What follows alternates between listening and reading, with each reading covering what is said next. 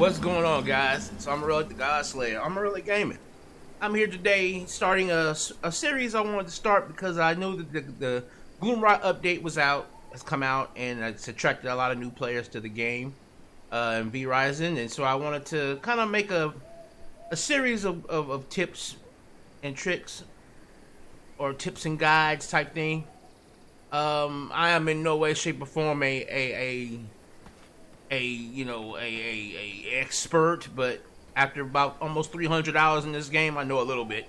So I figured I'd kind of share some of my knowledge with you guys. If you do like this kind of stuff, and if you do like the content, we also stream every Monday, Wednesday, Friday, and Saturday. So please come hang out at the channel. Come see us. We usually stream around like 5 or 6 o'clock in the evening to about maybe 10 o'clock at night during the weekdays, and then during the weekend days, we'll usually go to about like 1 o'clock. And of course, we also do videos in between, similar to ones like this one. All right, today we're gonna start off simple with the most important part of the game, at least in my opinion, and that is the combat. It is because it's gonna be the basis for everything you just about do.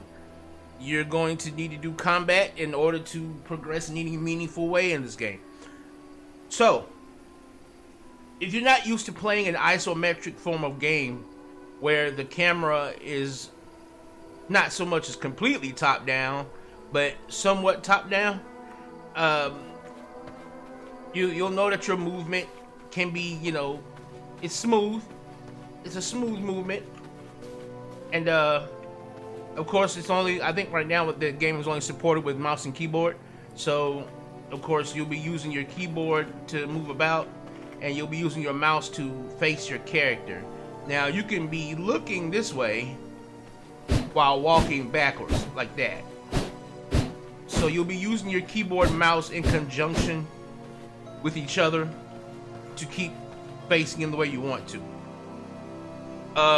You can move the camera, which you'll also find very, very helpful for yourself as well, because the camera does not auto lock on. So if an enemy, let's say you see my cursor, if the enemy moves off screen, like down this way, you're gonna need to turn the camera in order to see them.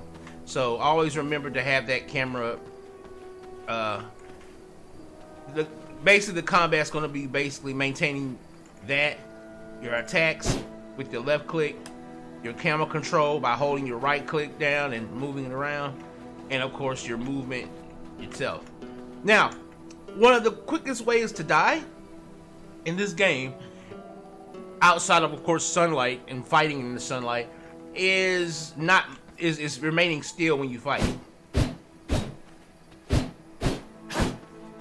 When you're still, the AI itself in this game is very simplistic. So you don't want to make yourself an easy target by just sitting here, because you're going to have opponents that shoot arrows, things of that nature.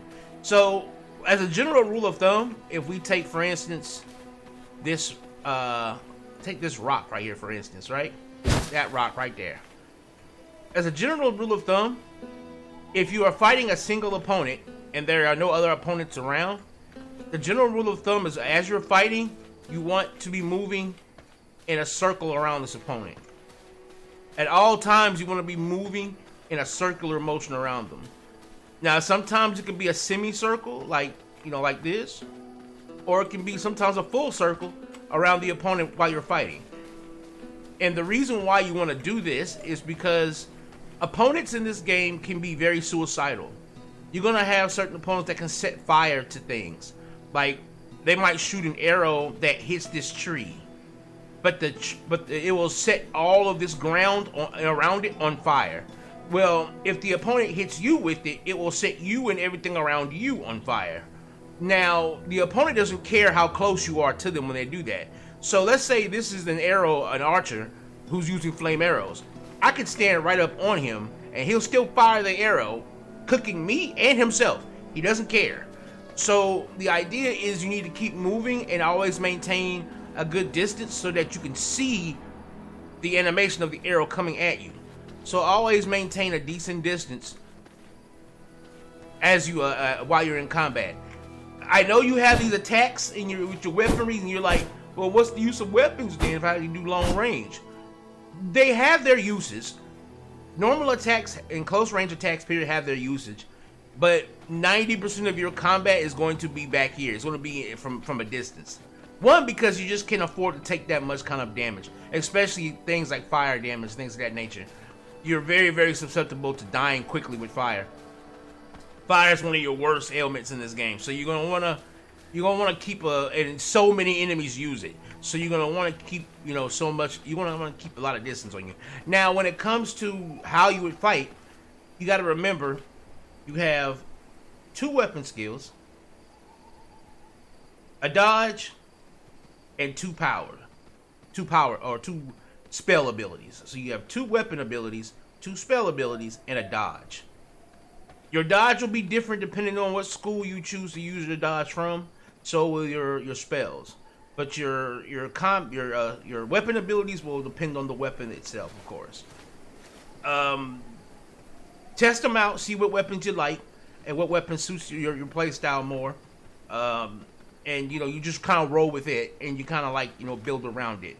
I might have some videos on like using I main the Reaper.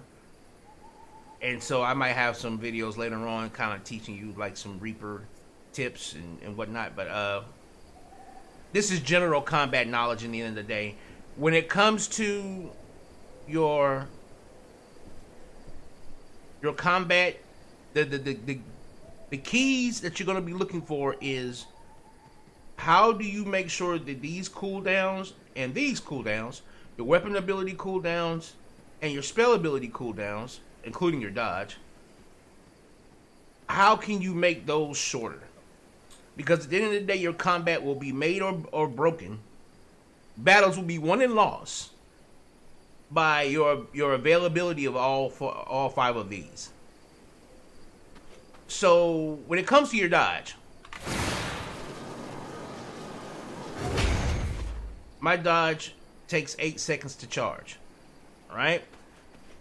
Give or take a second or two because I might have some speed up, some things that kind of speed up the charge rate or whatever. But at base, 8 seconds, right? Let's say I dodge prematurely on accident, and a flame arrow is coming right for me. I'm gonna get hit. Now with Veil of Chaos, luckily I have a second dodge. I have a second dodge, but this is the only dodge in the game that has a second dodge.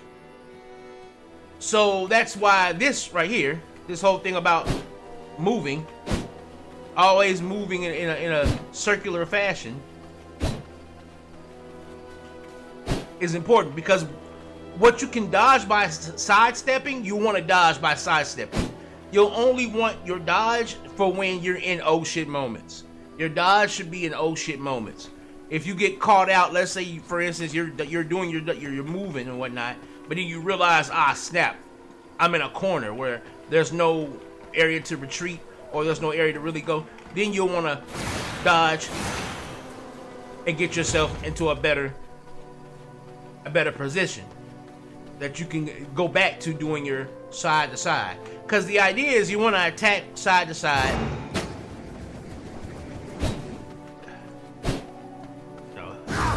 You want to do your side to side. You want to do that so that you can give time to your abilities to recharge. Because that's basically what you're doing, is you're trying to buy time for your abilities to recharge. And that's what this circular motion allows you to do. It allows you to buy time for your recharging. Now, you'll also have abilities that will do things like stun the enemy or slow them or freeze them, which will add on to that. And as you get abilities like that, you'll be able to be a lot more aggressive in your play, and you won't have to be so defensive. But you'll still want to have those basics down so that you can dodge or mitigate unwanted damage. Now, as a general rule of thumb, when it comes to combat in this game, you don't want to be in combat during the daytime. However, However, I understand that that particular reality doesn't always compute. Doesn't always compute the way you want it to. And sometimes you just end up in combat regardless. So, and again, we're gonna use our, let's get these guys' attention. Hey, what's up, guys? Now you see how we're moving to the side? We're dodging things. We're dodging things. We're dodging things that we can dodge. You see, because the enemy has to stop moving when they attack you. See? He has to stop moving in order to swing. See, he stops moving in order to swing. And he stops moving in order to shoot the arrow.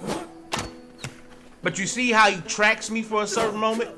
You see how he's tracking me for a minute? That's why you have to keep moving. Because he's gonna track me for like a good second. Like 1.5 seconds after he loads it, he's gonna track me for a second and then he's gonna fire it. Now you see, I'm not having to do any kind of dodging here. I just gotta move to the side. Oh, see, I moved. I didn't move to the side. That's another thing. Moving forward and back is a good way to get hit by arrows. You always want to move sideways. Always move sideways. There you go. I can, then, move to the side. Hit him. Oh, see, you see that? Hit me. I'm taking damage because I too have to stop moving as fast as I want to in order to hit him.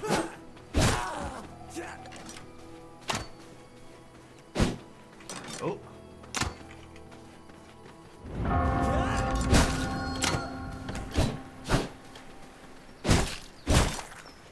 And as you can see, there's no stun lock. There's no stun lock. So when I'm hitting him, he's loading that arrow and he's going to hit me with that arrow. If I'm in the middle of doing this, he's gonna fire that arrow and still hit me because there's no stun lock.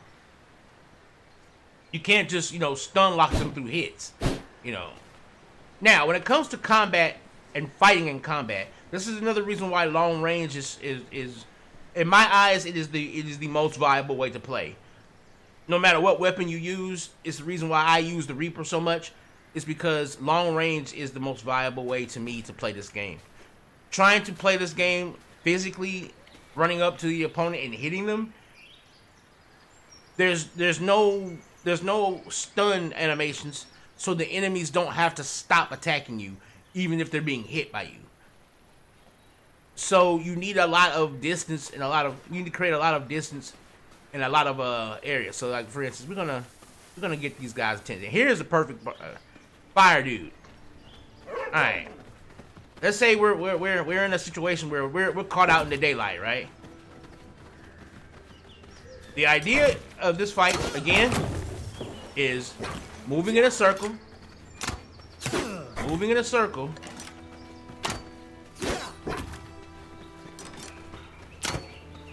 You see how no matter what I'm doing, I'm trying to move in a circular motion. Now you see I'm in the sunlight.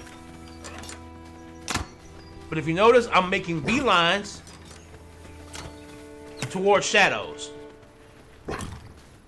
This needs to be your full and main understanding when you're fighting in the daylight. Keep the opponent in a constant movement towards shadows. Ah, I got hit. If I can't, dodge into a shadow.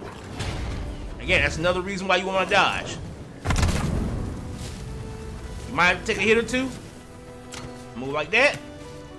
You see how I move front and back and I got hit?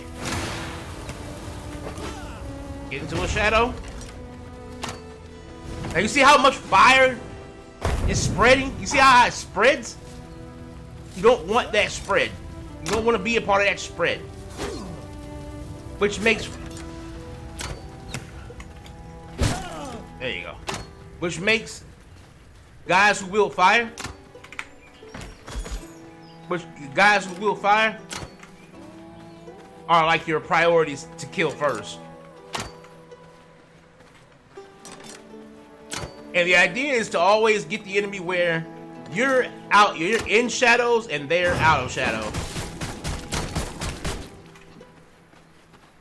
But know this, even if they are in the sunlight, like he is, you can still feed on him.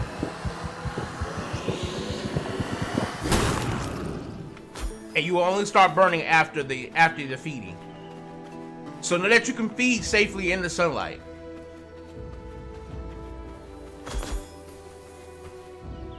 And probably for the again for the last tip of this video, I'm gonna keep it to like a good 15 minutes. Because again, fighting in the sunlight is something that you're gonna more than likely find yourself doing. You don't want to. You don't want to end up in that situation, but you'll find yourself in it. Again, you want to fight around the shadows. Keep the enemy out here in the sunlight. Keep yourself in the shadows. And then if you gotta move, again, move semi-circular motions. But try to stay within the limits of those shadows while you're doing it. And if you have to do emergency moving, use your dodge to get you from shadow to shadow so that you can keep doing your emergency moving. I mean, your semi-circle to circular movement. And again, the idea is just keeping the enemy in your screen and moving in a circular motion so that the guys who are swinging at you with their blades, they have to stop, then swing. Chase you for a minute, they get to you, stop, then swing. And by the time they're swinging, you're already somewhere else. And with the guys who are using the bows, they have to stop, aim for you for a minute, they'll aim and track you for a second, then they'll fire. But by the time they fire, you're already out of that position. Again, that keeps you from unwanted damage. That's the idea, is to mitigate unwanted damage. Because you don't want to have to use, for one, it cuts down on healing items. And then two, it cuts down on you having to use your blood mend, which will drain your pool of blood, which you need to power up a lot of your other abilities. Which we'll get into. Oh, this is a perfect one. This is a perfect one because we got a shield guy who's gonna do a lot of like pressuring, and then we've got some light brute guys.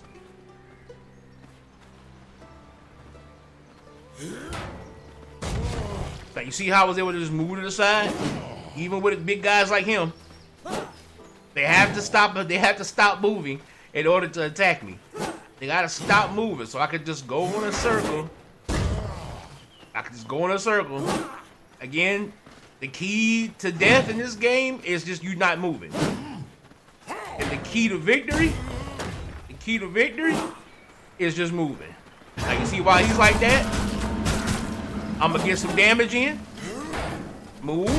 There you go. Now here's the thing that you can do if you want to like lessen. Let's say you're fighting like 3 enemies like this, and you want to whittle them down to where you can a more manageable group. You can do the feeding animation, and then press the attack button, and you'll instantly kill them.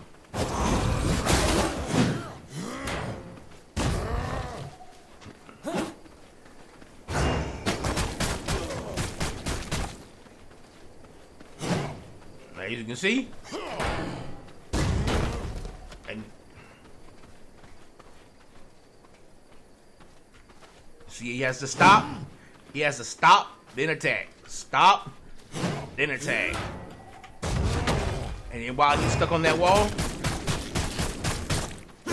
I can push him back with my other ability, slow him down a little bit. Stop, then attack. Don't have to move. There you go.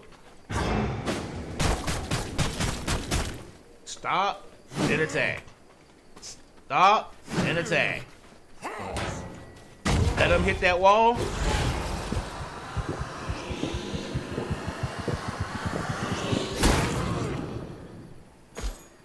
And if you notice, I didn't have to use any of my spells.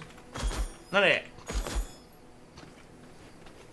And the most we pull out, most we end up having to use for real, is our dodge mechanic. Is our dodge ability.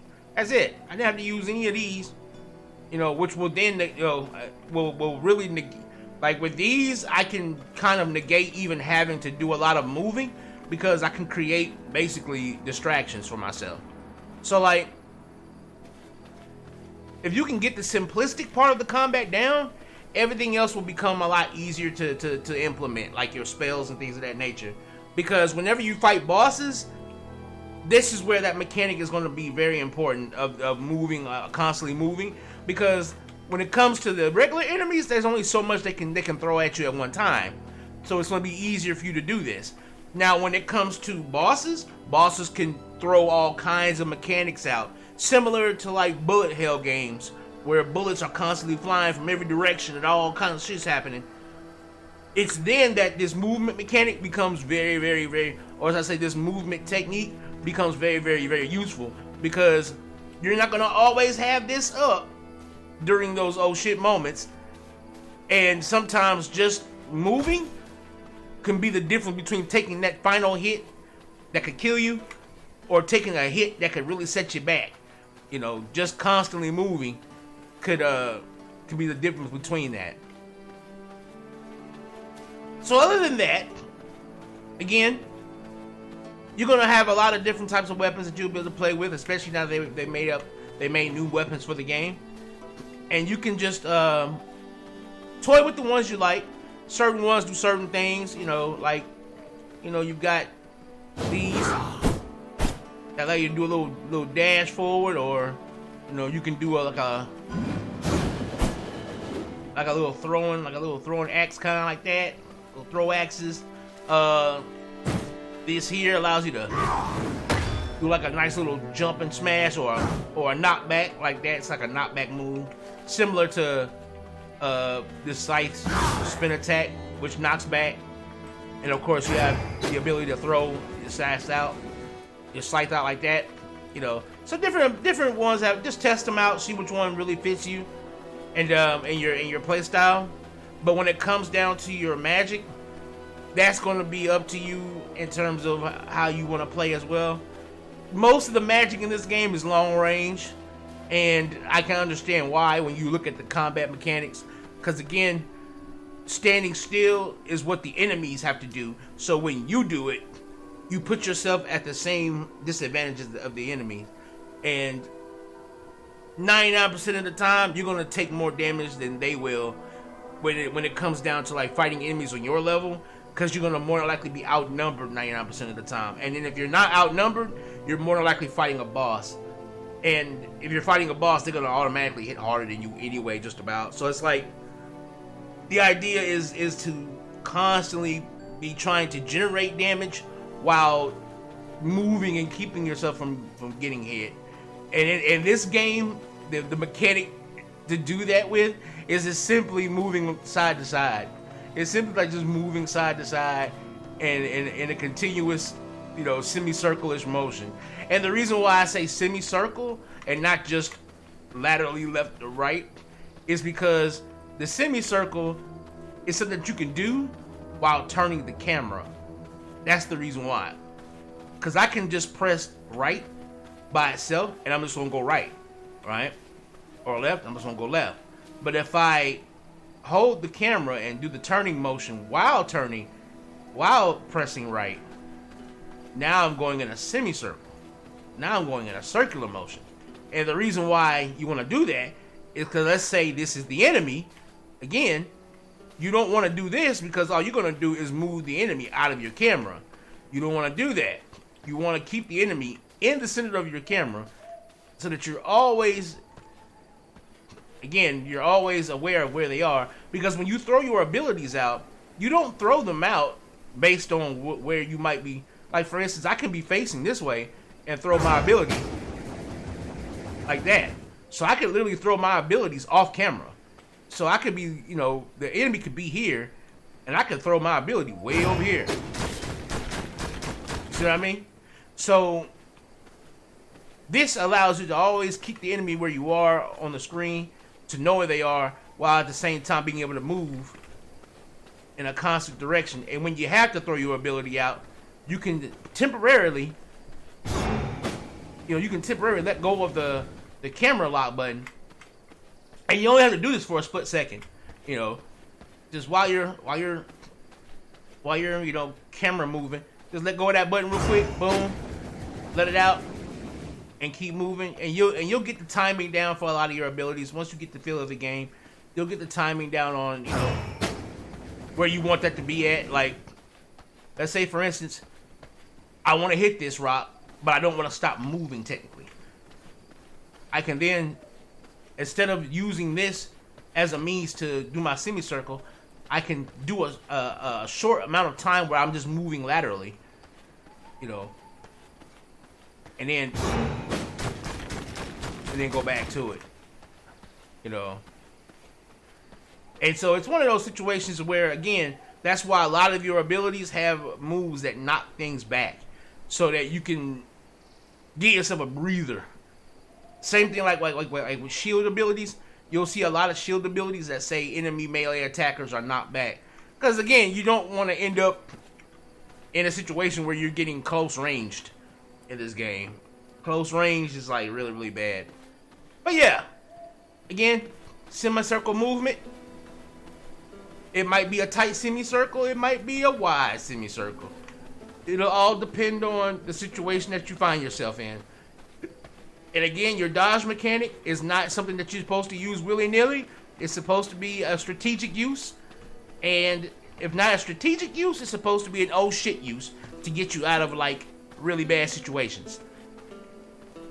And then, of course, in the next one, we'll talk a little bit more about ability usage and possible ways that you could go a melee build. But melee builds really, at least I found, and trying to play around with some of them, melee builds are really specific when it comes to the type of spells that you're forced to use. And so, like, I might dabble into a little bit of those, but mainly I just wanted to really show you the general gist of the bare bones combat in this game. Bare bones, because once you got the bare bones down, the rest of this just starts making you more and more OP in comparison to the enemies you'll fight. You know, and if you can get this basic principle down of movement, especially from shadow to shadow movement as well, then you'll be all right. You'll be all right for the basic parts of the game's fighting implementation. We'll go into, like, you know, dealing with boss mechanics and stuff like that in a more advanced video, but this is a 20-30 minute video of just telling you the very bare bones, what you're going to probably be faced with as soon as you start playing the game from the very beginning. Thanks, guys, for watching. Amon-Rellik, the God Slayer. Amon-Rellik Gaming. We out of here.